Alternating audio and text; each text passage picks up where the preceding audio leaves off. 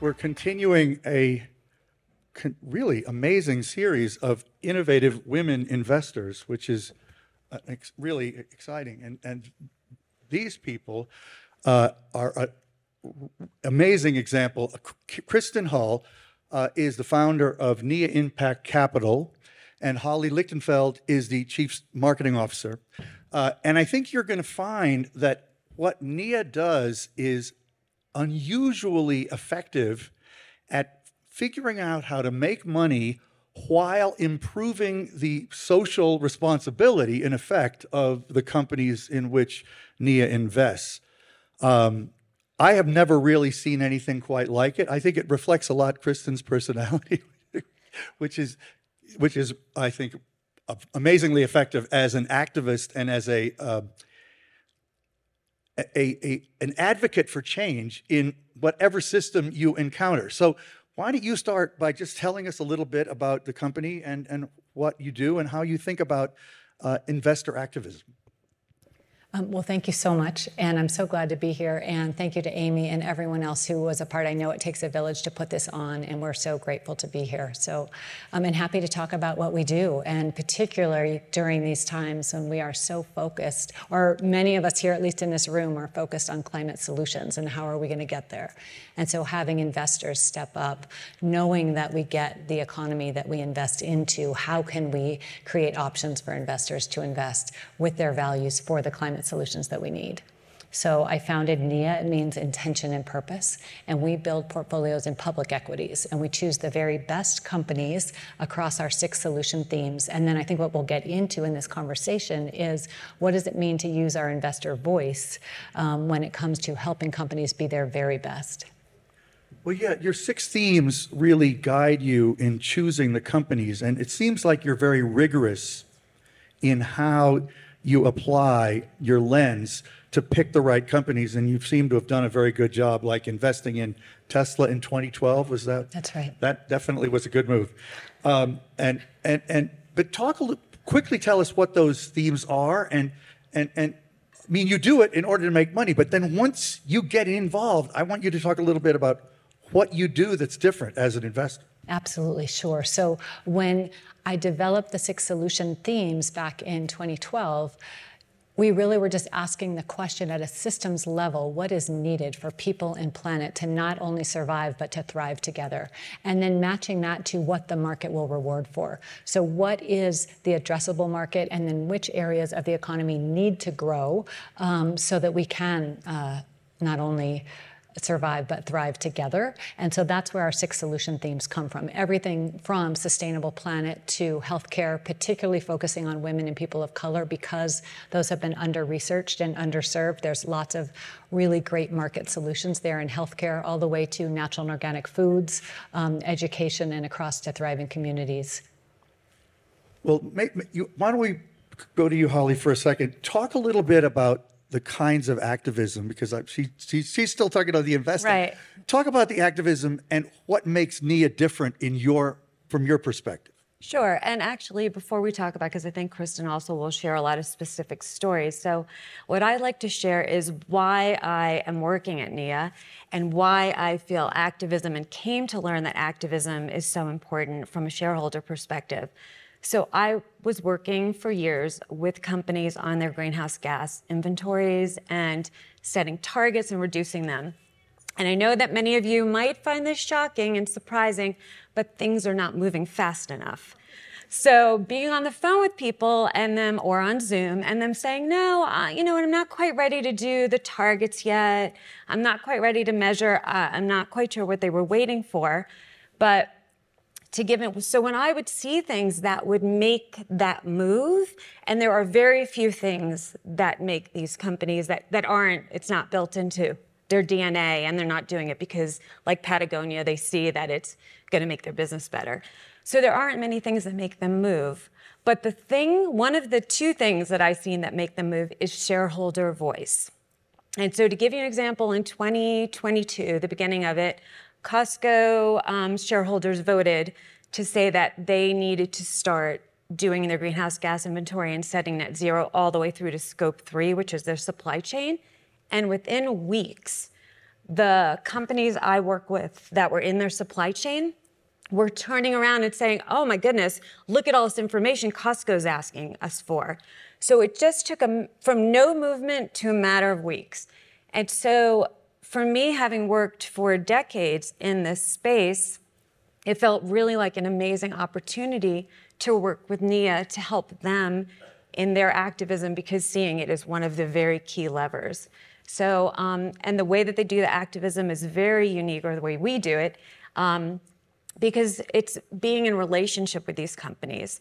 So it's the way that we engage with them is to also be helpful. Sometimes you need to support people on the inside who want to do this, but maybe don't have the support that they need within their organization to move it forward.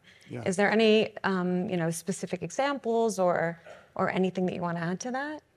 Well, so much to add. Did you have a question? Well, I just wanted to point out that the Costco example came after a shareholder resolution passed with 70% of the shares, which is indicative of, the company didn't probably want to do it, but once the shareholders made them do it, then they really, in that case, did it with great enthusiasm, it sounds like, and their ecosystem followed. The thing that's so interesting, Kristin, about what you do is that you're both good at finding companies to invest in that are just good companies, but then you really methodically work to improve the way they run their business, because you have recognized that things like gender equity, treating your employees fairly, and there's a number of other issues, but measuring and reducing your emissions in most businesses is really good for the bottom line in the end. So I think you should just talk a little bit about an example or two of when you've done that. Sure. So just a little bit of background. I was raised in a family that started a trading firm, and two of the many things that I learned there was about efficient markets and values of efficiency, and the other is treating employees really well. And those are both values that I bring into this business and lenses that I use when we were looking at companies, because I saw the success of our family firm in that way.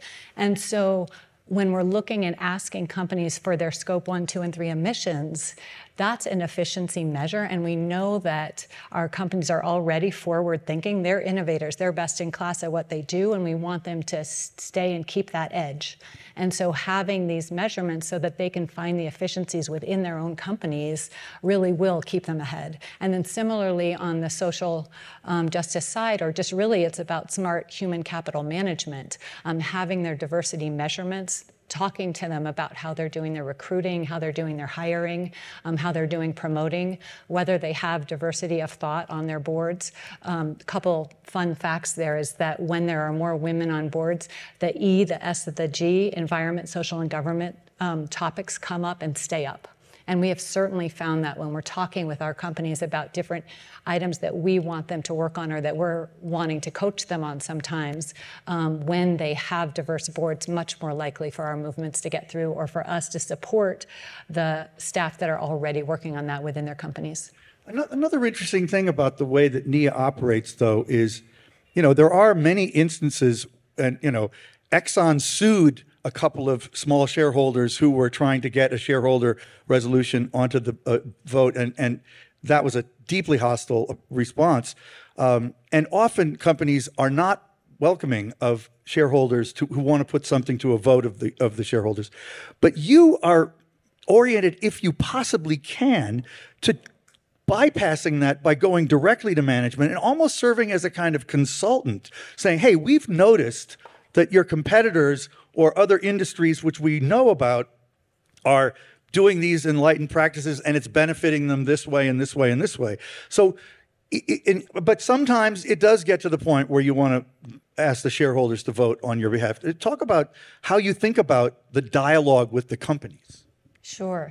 So we do seek a win-win relationship, And rather than just to go macro on our entire financial system, which is so transactional, we know that one of the systemic changes we want to see is having our financial system be relational. And we do that both within our own company and then with the companies that we work with. So we do look to build relationships and have them be win-win. And we are also long-term investors or active investors. And yet when we do a lot of due diligence and work to add a company to our portfolio, we want to keep it there and make sure that they're still improving and that they're adding to their sources of alpha or their return on investment. So we're pretty careful, I think, about how we approach the conversation. It's very different than going after Chevron. And those are our colleagues. And, you know, big kudos to those that are going after. We're not going to Chevron and saying your entire business model is wrong. We need you to completely change your business model and turn this ship around, stop all the leaks in the pipelines on the way back, and diversify that ship by the time you get to us. So those aren't the types of conversations we're having. We're saying we actually love your business model. That's why we invested. And we are seeing some improvements, and we want to help you with those.